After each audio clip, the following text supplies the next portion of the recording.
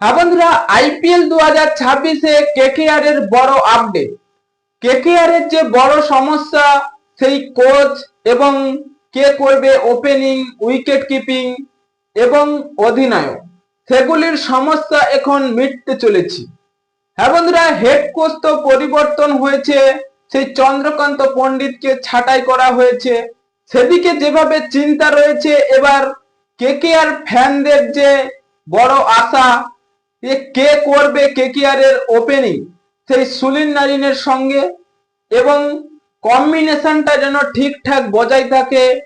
তাই সেদিকে লক্ষ্য রেখে কেকেআর ম্যানেজমেন্ট এবার আনতে চলেছে এক বিধ্বংসী ওপেনিং, উইকেট কিপিং এবং অধিনায়কত্ব করবে।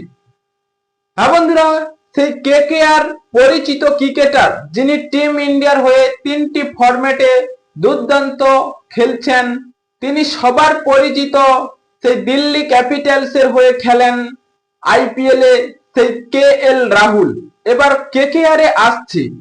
হ্যাঁ বন্ধুরা, কেকেআর এ যে আসছে তার মূল কারণ হচ্ছে কেকেআর তাকে 25 কোটি টাকা দেওয়া হবে বলে কথা হয়েছে।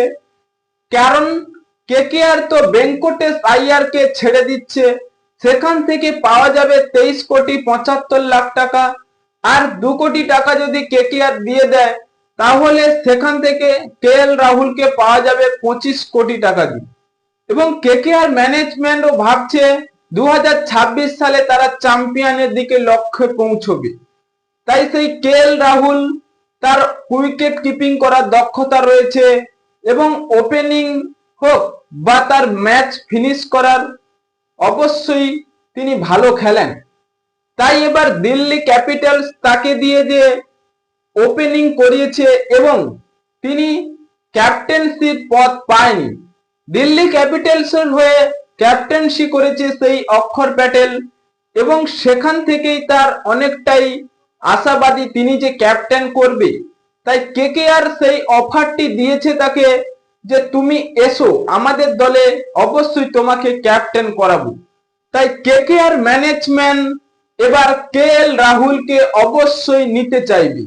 কারণ টেট উইন্ডোতে কেকেআর যে কেএল রাহুলের প্রতি পুরো 25 কোটি টাকা ধার্য করেছে, সেখানে কেএল রাহুলকে অবশ্যই কেকেআর নিবে এবং 2026 সালে কেকেআর অবশ্যই চ্যাম্পিয়নের পথে এগোবে।